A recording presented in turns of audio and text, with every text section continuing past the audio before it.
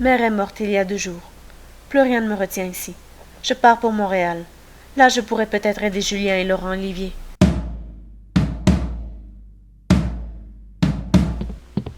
Tenez, je vous apporte quelques tranches de jambon.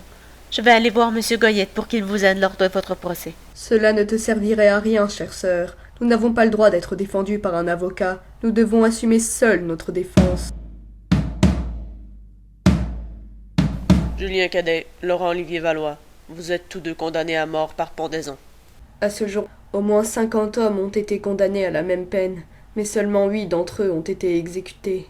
Il y a peut-être encore de l'espoir.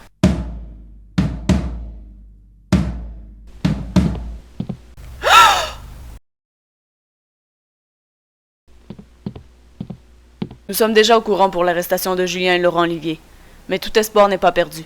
Je vous assure qu'ils ne peuvent pas pendre tous les prisonniers. Ils se contenteront d'en exécuter quelques-uns pour servir d'exemple aux autres et maintenir le peuple dans la peur. J'espère que vous dites vrai.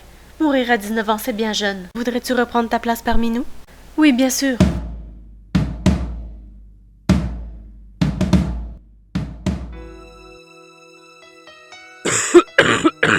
La date de notre exécution a été fixée au 10 avril 1839.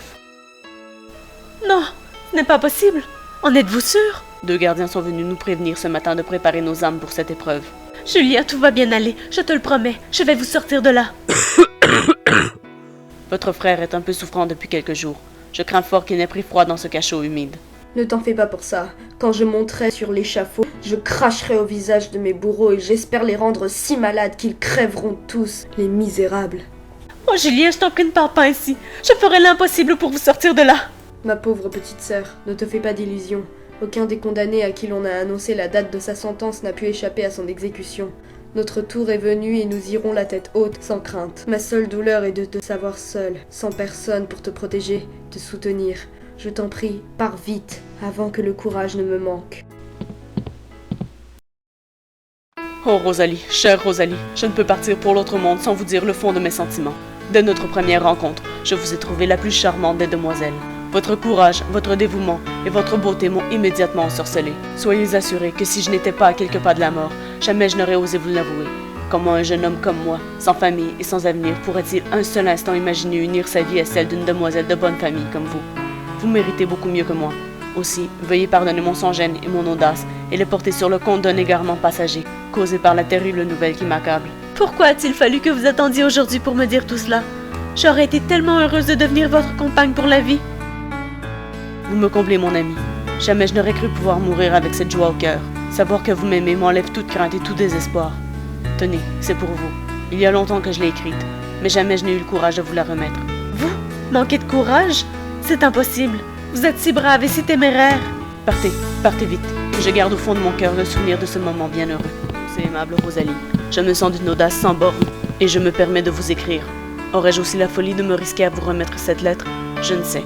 Mais pour l'instant, je vide mon cœur et je me confie à ce bout de papier. De toute ma vie, je n'ai été aussi charmée. Je reste sans mots pour vous décrire et vous expliquer les sentiments enflammés qui m'attirent vers vous. Devant tant de charme et de grâce, je suis désarmée et totalement incapable de me défendre. Je vous en prie, soyez clémente envers le malheureux homme que je suis et qui dépose à vos pieds ses sentiments les plus purs et les plus nobles. Comme j'aimerais être près de vous en ce moment, mais cela m'est impossible. Aussi, je presse contre mon cœur ce petit morceau de votre jupon portant vos initiales que j'ai récupéré avant mon départ de la prison. Ô Rosalie, rose de ma vie, je ne puis détourner mes pensées de vous. Je vis dans le seul espoir de vous revoir un jour. Bientôt peut-être.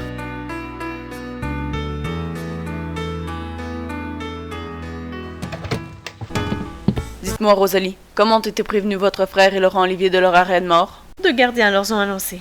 Pourquoi? Tout cela est très étrange. Habituellement, c'est le directeur de la prison qui se charge lui-même d'informer les prisonniers. Il ne confie jamais cette tâche à des subalternes. Dès demain matin, j'irai tirer cette affaire au clair.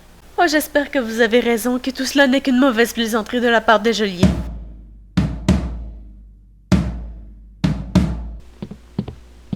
Monsieur Goyette a eu la preuve que quelques gardiens se sont moqués de certains prisonniers, dont vous 2. Ce n'est là qu'une preuve de plus de leur méchanceté et de leur lâcheté. Monsieur Valois, votre lettre m'a beaucoup ému. J'avais peur de votre réaction. Peut-être m'auriez-vous trouvé trop entreprenant. Je vous assure que non. Les sentiments que vous me portez sont réciproques. Julien, je t'ai emmené un médicament que le docteur m'a donné. J'espère que ça t'aidera. Je me fais du souci pour Julien. Il ne guérit pas aussi vite que je l'aurais espéré. Jamais je ne pourrais accepter qu'il lui arrive malheur. J'ai déjà perdu mon père et ma mère. Je ne pourrais supporter de le perdre à son tour. Ne vous en faites pas, Rosalie. Le gouvernement ne peut pas tous les pendre.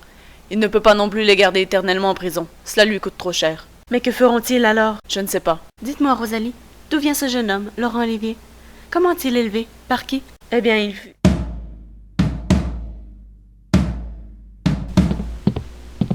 Le gouvernement a enfin décidé du sort des prisonniers. Une 50aine d'entre eux seront déportés en Australie, tandis que les autres seront libérés sous caution. Julien et Laurent Olivier sont de ceux-ci. Enfin de bonnes nouvelles.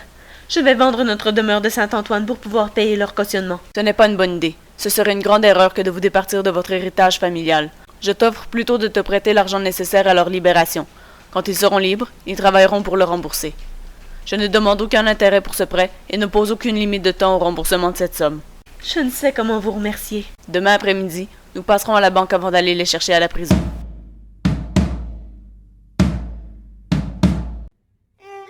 Aussitôt arrivé à la maison, je ferai venir un docteur pour voir votre frère. Une chambre a été aménagée pour vous. Un bain chaud et des vêtements propres vous y attendent.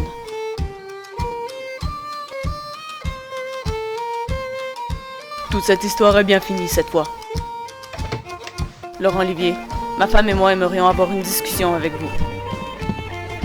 Je te promets, Rosalie, que toutes ces idées de bataille et de lutte patriotique sont choses du passé. Dorénavant, je me tiendrai tranquille. Je terminerai mes études de notaire et mon plus cher désir est de m'établir tranquillement une clientèle à Saint-Antoine. Je poursuivrai l'ouvrage de père.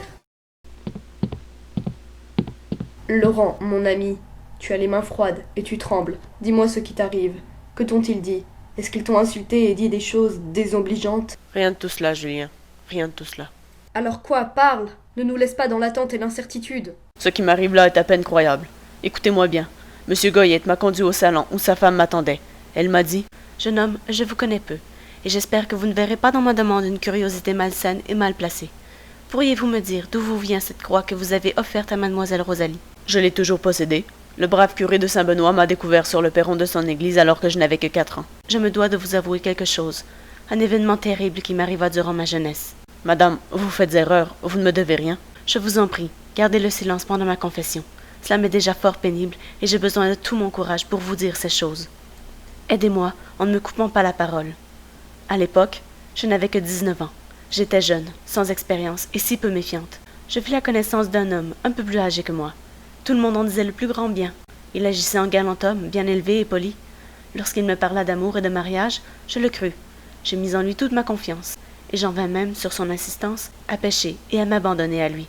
Je croyais à tort qu'il était sérieux et désirait réellement m'épouser.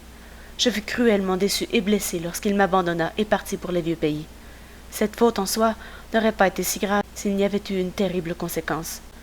Je me rendis compte quelque temps après sa fuite que j'étais enceinte. J'étais au désespoir, et j'aurais voulu mourir plutôt que d'avouer cela à mes parents. Je n'eus pas à leur dire. Ma pauvre mère découvrit seule la vérité. Le scandale éclaboussait ma famille. Mes parents ne cherchaient qu'à cacher la chose par tous les moyens possibles. Pour leur plus grand malheur, je me suis mise à aimer l'enfant que je portais en moi. J'ai fini par le convaincre que je ne m'en séparerais jamais. J'accouchais d'un magnifique garçon, et je le gardais avec moi, caché du monde extérieur. Je passais beaucoup de temps avec lui, à en prendre soin, à lui parler, à lui enseigner des tas de choses. C'était un petit garçon intelligent et à l'esprit vif. Il apprenait très vite. Il grandissait beau, grand et fort. Un jour, ma famille m'annonça qu'un jeune homme m'avait remarqué et désirait me faire la cour comme il se doit. Il s'agissait de mon mari, Théophile. J'acceptai de le voir à quelques reprises.